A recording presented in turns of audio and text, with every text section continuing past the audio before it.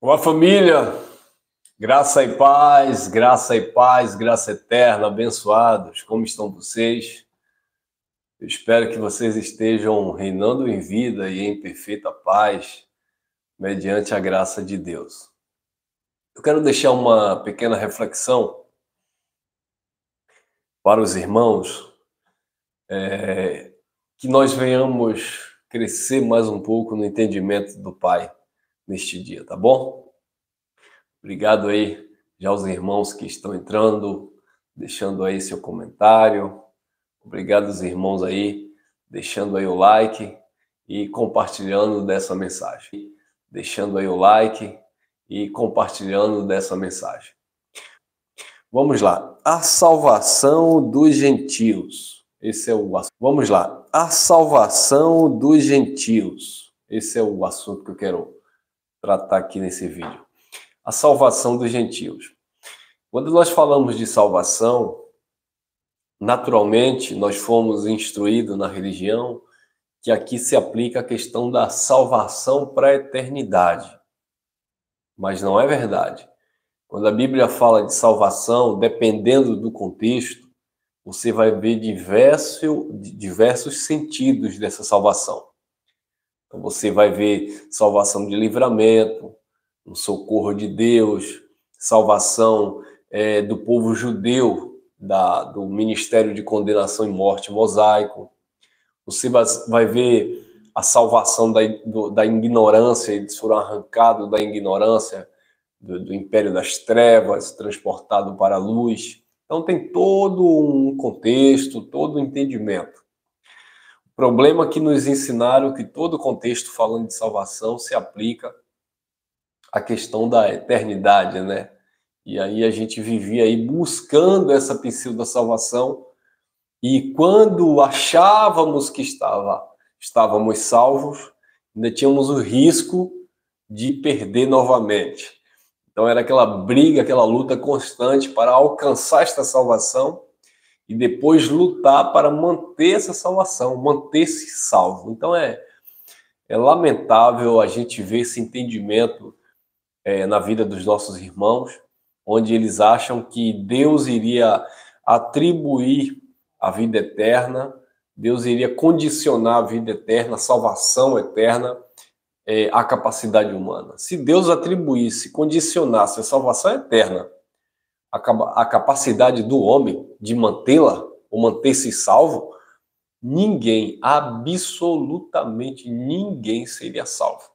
Então, é bom a gente entender isso aqui, porque senão iremos viver, né, como vivíamos outrora, com essa religiosidade na nossa mente. Então, salvação eterna, a vida eterna prometida por Cristo, não tem nada a ver com o legalismo religioso, com frequentar um templo, com dar dízimo, com participar de cerimônias. Isso aí não tem nada a ver. Então é necessário a gente entender para quem Jesus se direcionou, por que Jesus de Nazaré derramou seu sangue por aquele povo, pelos judeus, pois a aliança que eles viviam exigia o sacrifício de cordeiro. Os gentios não tinham lei, não estavam debaixo dessa lei de Moisés, então logo eles não eram obrigados a participar dessas coisas. Mas eu vou ler um texto aqui que é bem simples e objetivo. Em Efésios, capítulo 2, versículo 11 em diante, Paulo diz assim, ó, olha o que disse o apóstolo Paulo. Portanto, lembrai-vos de que vós, noutro tempo, eres gentios na carne. Então, Paulo estava falando aqui para o povo de Éfeso, dizendo, olha, vocês em outro tempo, vocês eram na carne gentio. O que era um povo gentil na carne? Era um povo não judeu, né? Então tinha os judeus e tinham os estrangeiros, os gentios. Aí Paulo estava dizendo, vocês em outro tempo, vocês eram gentios na carne. Ou seja, vocês não tinham direito à aliança judaica, vocês não eram participantes das promessas dos judeus, né? Jesus de Nazaré não veio morrer por vocês, vocês eram gentios na carne. O primeiro pacto foi estabelecido, dizendo Paulo, para os nossos pais. Então, Paulo estava explicando que os gentios na carne, os não-judeus, eles não foram chamados para participar do cerimonialismo judaico, dos batismos nas águas, dos jejuns.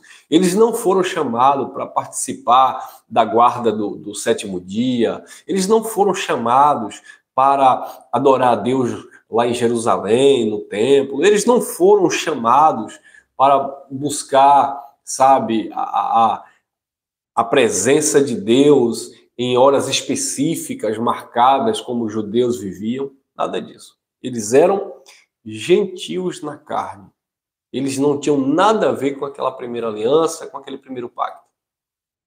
Agora, como eles eram filhos de Deus, independente dos pactos, e Deus, nós já falamos diversas vezes, que Deus ele é pai do Espírito, ou dos Espíritos, esses Espíritos iriam ser aperfeiçoados.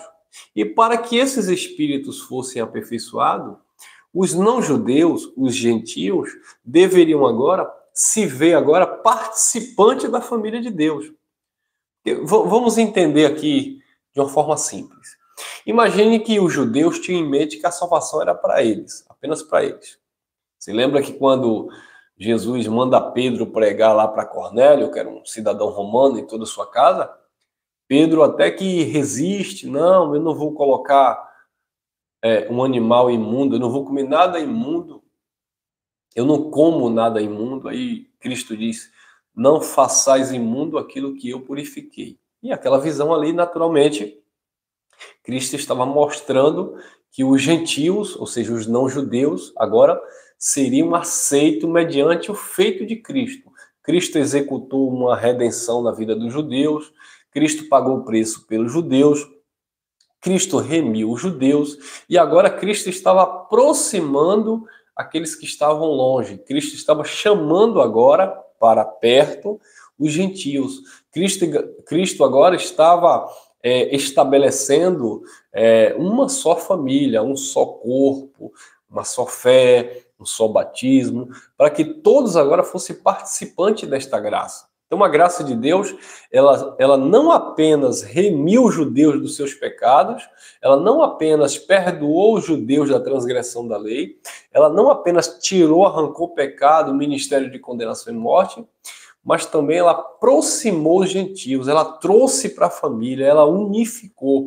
Então, a graça de Deus, ela agiu por estes dois princípios: perdão na vida dos judeus, remissão na vida dos judeus e aproximação dos povos, unificação do corpo.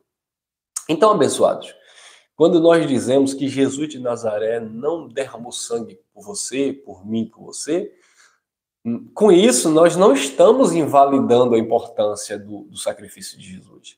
Porque se não houvesse o derramamento de sangue para remir os judeus, também não haveria aproximação dos gentios. O ajuntamento, né, o Israel de Deus, ou seja, judeu e gentil. Então, é necessário a gente bater nisso, porque tem uns engraçadinhos aí, até que já entenderam o Evangelho da Graça, em parte, entenderam em parte, que ele diz assim, mas nós não temos nada a ver, porque Jesus de Nazaré morreu, foi pelo judeu, está escrito que ele veio para os judeus, porque Jesus de Nazaré, ele veio para as ovelhas perdidas da casa de Israel. Tudo isso nós sabemos, mas o efeito do feito dele nos atingiu. O efeito daquela obra na vida dos judeus também nos beneficiou. Em que sentido? No sentido de que o povo que estava longe foi aproximado de Deus. Os gentios que estavam longe foram chamados agora para perto. E aí você pode me perguntar, irmão Elson, mas isso foi para os gentios daquela época. Sim, mas aqueles gentios, aqueles não-judeus, estavam ali nos representando, ou seja, representando todos os povos. Porque senão a salvação também, pelo sacrifício de Cristo, seria apenas para os judeus daquela época. E os judeus de hoje, que são filhos de Deus? Eles não foram beneficiados por aquele sacrifício de Cristo? E os judeus que hoje também acreditam no sacrifício de Jesus? Então eles não são participantes da obra redentora, salvífica de Jesus, porque eles não estavam lá no contexto de Jesus? Claro que sim. Então a obra que Jesus de Nazaré, o resgate que Jesus de Nazaré, o sacrifício que Jesus de Nazaré fez pela casa de Israel, pelos judeus, também alcançou os judeus de todas as gerações futuras, de todos os séculos. Então, a aproximação dos gentios daquela época, o chamado dos gentios naquela época para fazer parte de um só corpo, uma só fé, um só batismo, também nos atingiu no nosso tempo. Por quê? Porque você vê que foi uma obra que não ficou limitada àquele tempo, àquele período daquelas pessoas. Tá? É uma obra transcendental, transcende o tempo. Então, é lamentável quando alguns irmãos dizem assim, mas a graça de Deus não foi para nós, a graça acabou, que a graça só foi para aquele povo. Então, hoje eu não estou na graça, então hoje eu estou no reino de Deus, hoje eu estou na pátria eterna, hoje eu estou na vida eterna. Ué, isso vem através de quem? Tudo pelo feito de Cristo, abençoado. Ou seja, um ato de graça, de favor de Deus, porque ninguém merecia nada. Quem merecia? Eu sou merecedor de alguma coisa para dizer que hoje eu estou na pátria eterna, no reino eterno, no evangelho eterno, na graça eterna, na vida eterna. Se não fosse favor, né, do próprio Deus em Cristo, então não adianta. Então isso são detalhes, né, abençoado? São detalhes, a gente tem que relevar essas questões, mas só a título de curiosidade, tá bom? Então vamos lá. Efésios capítulo 2, versículo 11 diz assim, né? Olha lá. Portanto, lembrai-vos de que vós, no outro tempo, eres gentios na carne, e chamados incircuncisão pelos que na carne se chamam circuncisão feita pela mão dos homens. Então, o que acontece? O povo de Israel, o povo judeu, o ato da circuncisão era uma demonstração, né, de que aquele povo tinha uma aliança com Deus. Então eles circuncidavam e eles se vangloriavam naquela circuncisão, né, porque aquela circuncisão mostrava que eles tinham uma aliança com Deus. Então todo judeu, todo homem, né, 8 dias de nascido, eles eram levados ao templo e ali eram circuncidados, segundo a lei de Moisés, e eles davam ali a oferta da circuncisão, o sacerdote apresentava aquela criança no templo, né, era apresentada ao Senhor, eles davam ali um par de rolinha, se não me engano, um par de pombos, alguma coisa do tipo, que era a exigência da lei de Moisés. Jesus de Nazaré, com 8 dias de nascido, foi apresentado no templo e os pais deram lá a oferta exigida na lei de Moisés. Então, o que acontece? O pastor, hoje, ele pega uma criança e diz assim, nós não batizamos porque criança não tem consciência de pecado, nós apresentamos ao Senhor. Ué, por quê? Porque Jesus foi apresentado no templo. Sim, mas Jesus foi apresentado no templo e Jesus foi circuncidado. Porque Jesus era judeu, tá, pessoal? Então, não faz sentido apresentar uma criança a Deus hoje, porque Deus conhece tudo. Irmão Elcio, então naquele tempo Deus não conhecia que precisava de ser apresentado? Não, lá era uma cerimônia do judaísmo, uma cerimônia da religião judaica. Mas nós não estamos vivendo em cerimônia de religião judaica. O problema é que a igreja evangélica, né, principalmente, as igrejas denominadas cristãs, elas usam o exemplo, o modelo de Israel para definir a sua fé. Israel era um povo distinto, um povo específico de Deus lá no primeiro pacto. A gente não pode pegar o modelo da religião judaica e aplicar na igreja hoje como se a gente tivesse feito parte daquilo. Porque na época os gentios não faziam parte da religião do judaísmo. Os gentios não comiam Páscoa, que o pastor chama hoje de Santa Ceia. Os gentios não faziam jejum, que os pastores hoje mandam a igreja fazer. Os gentios não eram batizados nas águas, que os pastores hoje dizem que tem que batizar. Então, os gentios não iam buscar Deus no monte, que o pastor diz que tem que buscar. Os gentios não faziam nada daquilo, guardar sábado, não comer carne de porco, não tomar café. Os gentios não faziam nada daquilo que era oriundo do judaísmo. Agora, a igreja evangélica pega hoje o modelo religioso judaico mistura tudo e aplica nas suas reuniões, nos seus cultos, né? E dizem que são cristãos. Não, abençoados. Não, porque aquele povo, eles viviam debaixo de uma aliança que exigia aquilo. E Jesus estava no cumprimento daquela aliança. Depois que Jesus morreu e ressuscitou, que estabeleceu a graça, os judeus continuaram ainda a se batizar, o próprio Paulo ainda foi batizado, o próprio Paulo batizou algumas pessoas, você vai ver lá em Atos Paulo falando sobre isso. Mas logo depois que Paulo recebeu a revelação do terceiro céu, a revelação da graça, Paulo disse, olha, eu não fui chamado para batizar ninguém, mas sim para evangelizar, levar conhecimento de Deus, para que a fé de vocês seja fundamentada no Senhor e não no conhecimento do homem. Então, a partir do momento que Cristo chama Paulo e Paulo começa a pregar aos gentios agora, Paulo começa a declarar que os gentios eram aproximados, né, estavam fazendo parte agora da família de Deus pela fé. Tanto é que houve uma situação lá em Atos 15, no versículo 1, onde alguns irmãos queriam que o povo fosse circuncidado segundo a lei de Moisés para se salvarem. E aí houve ali uma situação, a igreja se reuniu, Paulo foi lá e conversou com os irmãos, e Tiago, Pedro, João deram a destra da comunhão e disseram, olha, Paulo vai para os gentios. Aí Tiago diz assim, ó Paulo, cuide só dos pobres, cuidado com uma carne sufocada, ou seja, com sangue, isso na mente de Tiago, tá? Porque aquele povo não comia sangue por causa ali dos sacrifícios de animais que era feito. E aí eles fizeram algumas recomendações a Paulo, só que eles não conheciam o mistério que foi revelado na vida de Paulo. E aí Paulo vai pregar para os gentios, e os judeus, no caso ali Pedro, Tiago e João, eram chamados de ministros da circuncisão. O que é ser ministros da circuncisão? Ou seja, eles foram chamados para pregar o evangelho da circuncisão. O que era o evangelho da circuncisão?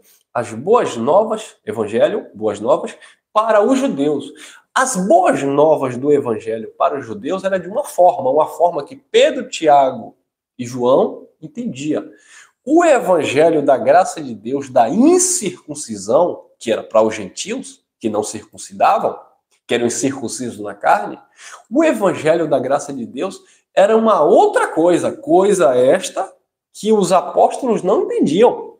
Tanto é que Pedro, ele diz lá na segunda carta, falando acerca de Paulo, onde Deus tinha dado sabedoria, e Paulo falava acerca da salvação, onde havia pontos difíceis de entender, que os incautos e inconstantes distorcia, como todas as outras escrituras, para a sua própria perdição. Então Pedro, ele reconhece que havia em Paulo uma sabedoria diferenciada, um chamado específico, né? E Pedro, ele confessa isto, que realmente Paulo tinha um entendimento que era diferente deles. Por quê? Porque o chamado de Paulo era especificamente para os gentios, né? Paulo veio pregar para aqueles que estavam fora, para aqueles que não faziam parte da comunidade judaica, viessem a entender que eles também tinham sido beneficiados pelo sacrifício do Cristo e que agora eles também eram família de Deus. Agora já não haviam mais gentio e judeu, porque em Cristo não há circuncisão nem incircuncisão, porque todos somos família de Deus.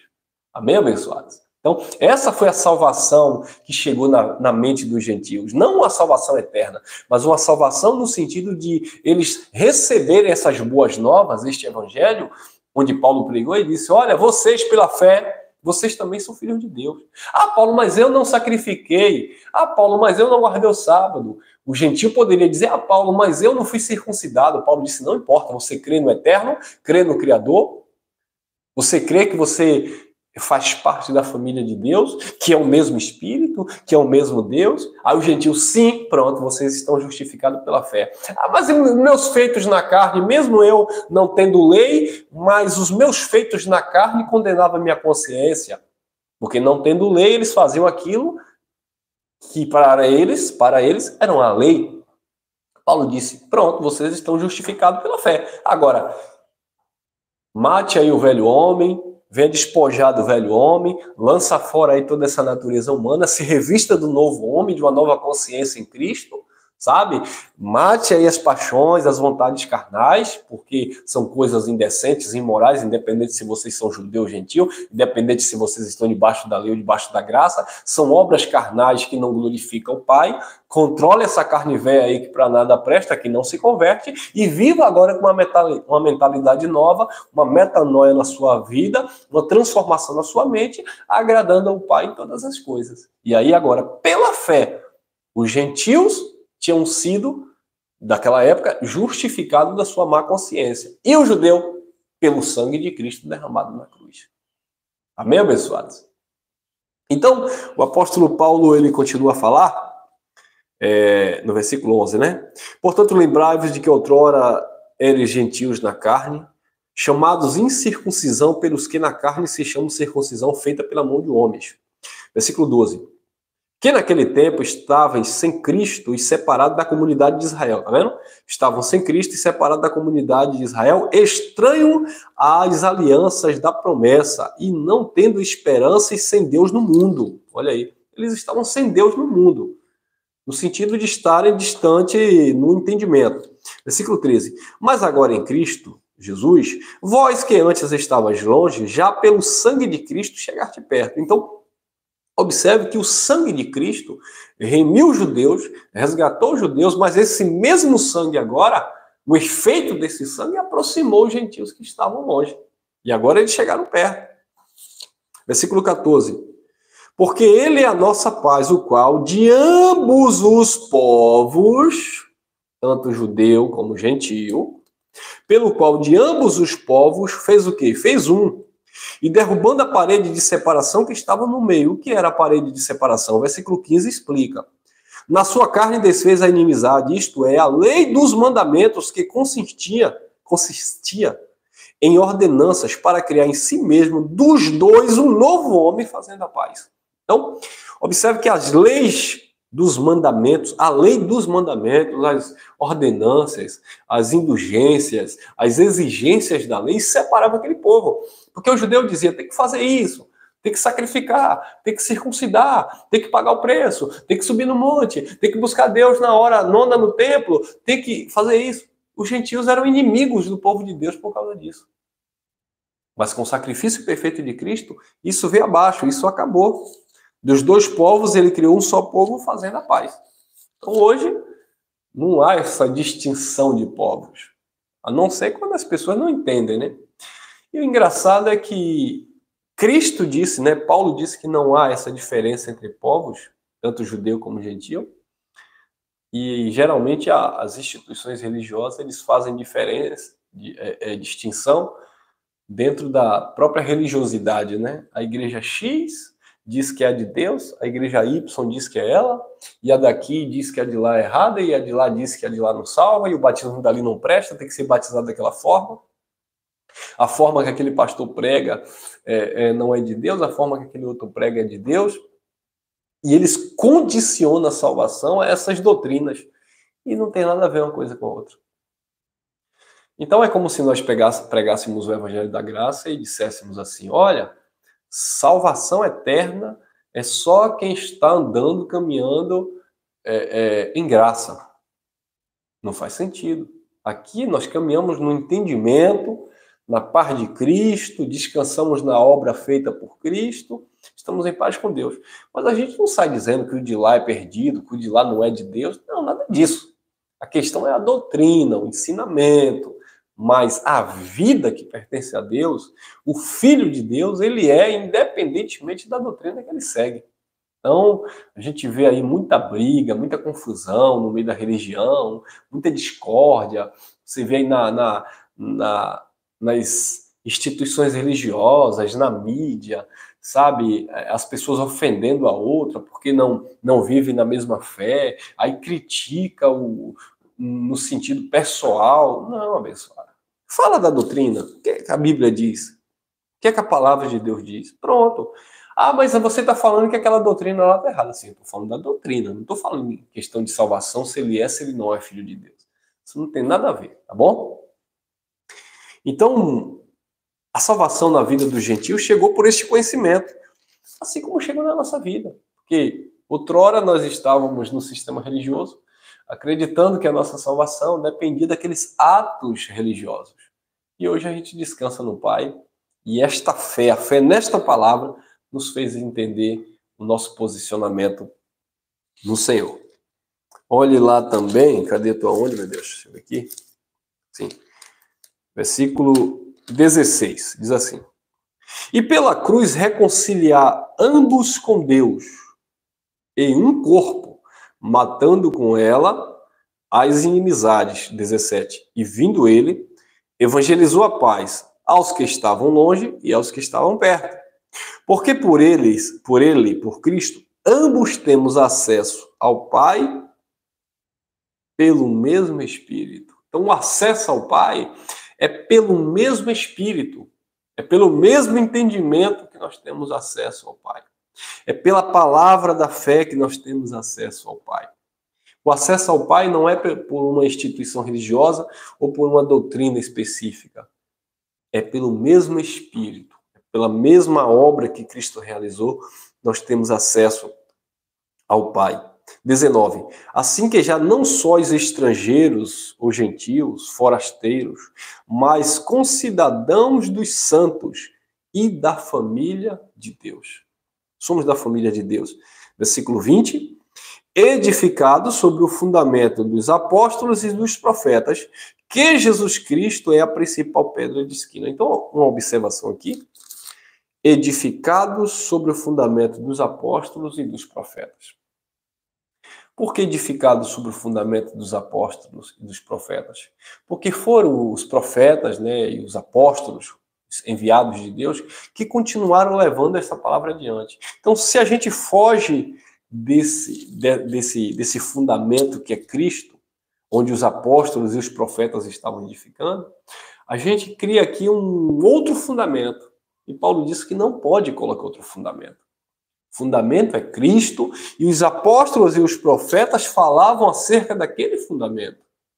Tá, abençoados? Então, precisamos entender que, embora nós, que não somos judeus, não fomos chamados para viver doutrina apostólica ou doutrina dos profetas, mas nós estamos edificados no mesmo Cristo, ou seja, naquele que é o fundamento. Então, os profetas e os apóstolos apresentaram esse fundamento, e é sobre neste fundamento que nós caminhamos. Agora, é claro, com a revelação da graça eterna, da plenitude desta graça que chegou na nossa mente, no nosso coração. Versículo 21. No qual todo o edifício bem ajustado cresce para templo santo no Senhor. 22. No qual também vós, juntamente, sois edificados para a morada de Deus em espírito. Então, tanto os judeus como os gentios, ou seja, os não-judeus, eles crescem neste fundamento para a morada do Senhor Espírito. Você sabe por que muitas vezes você vai chegar para uma pessoa e vai dizer assim: Deus não habita em templo feito por mão de homem. Aí o irmão vai dizer assim: não, eu vou para a igreja, eu vou buscar a presença de Deus, eu vou para a casa de Deus. Aí você chega e diz assim: irmão, entenda uma coisa, Deus não está lá, Deus não habita em templo, Deus habita em você.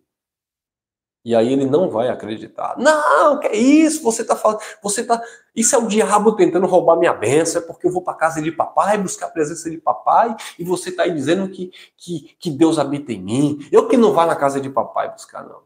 O texto diz que Deus habita em nós pelo Espírito, edificado sobre este fundamento para morada no Espírito.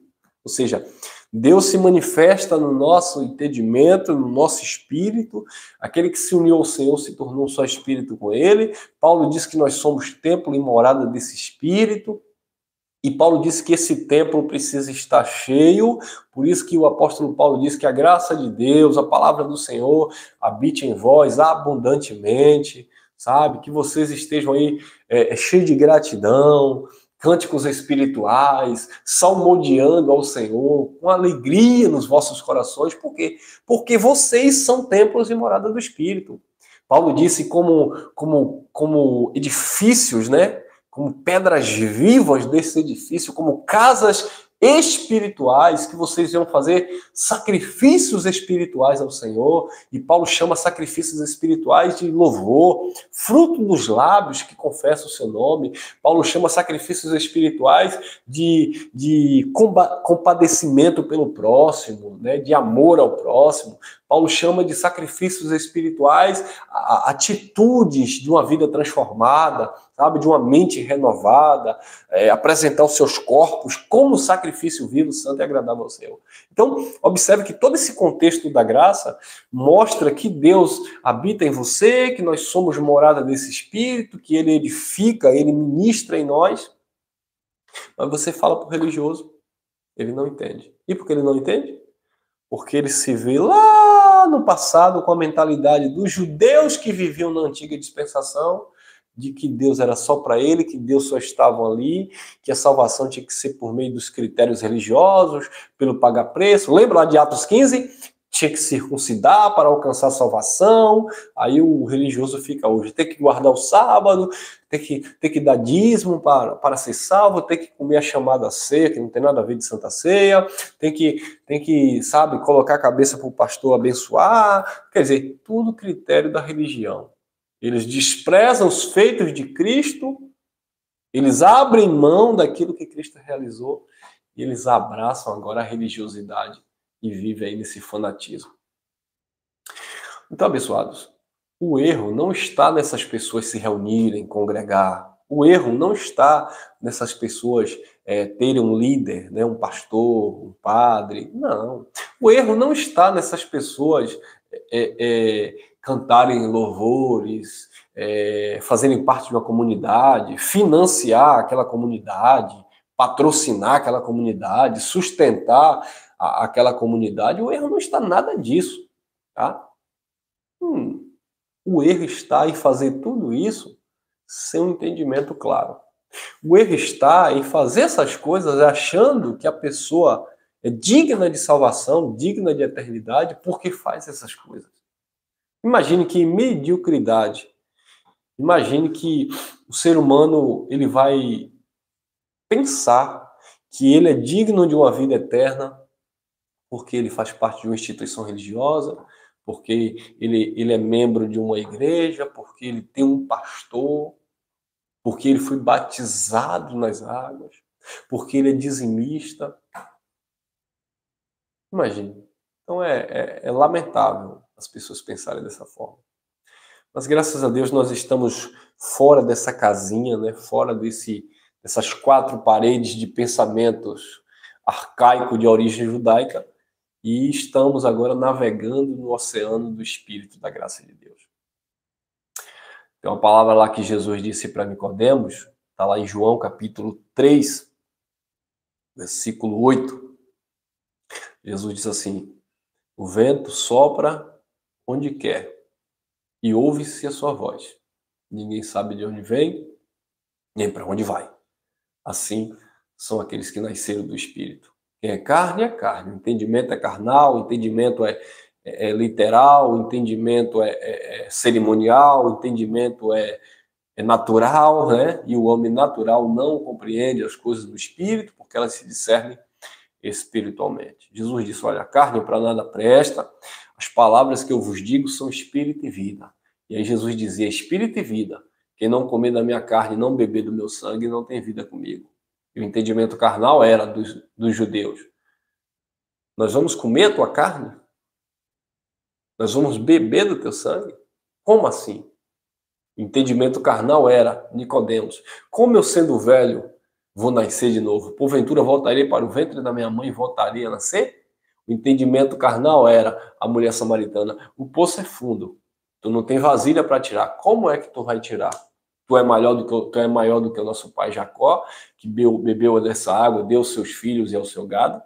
Então, o entendimento carnal sempre é esse. O entendimento carnal sempre é procurando uma justificativa, procurando um jeitinho de encaixar ali alguma coisa para dizer que ele alcançou a vida eterna porque ele mereceu, porque ele pagou o preço, porque ele é diferenciado, porque ele é um religioso.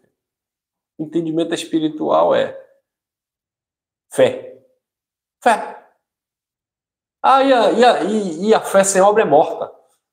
Tiago falou que a fé sem obra é morta na lei, tá? É só entender o contexto que Tiago falou. Então a fé hoje na graça, você não tem obras de amor, não? Tem sim, obras espirituais. Então, a fé que nós temos no Pai, esta fé nos educa, esta graça nos ensina, e aí você vai andar em boas obras no Senhor, não obras religiosas, não tem nada a ver.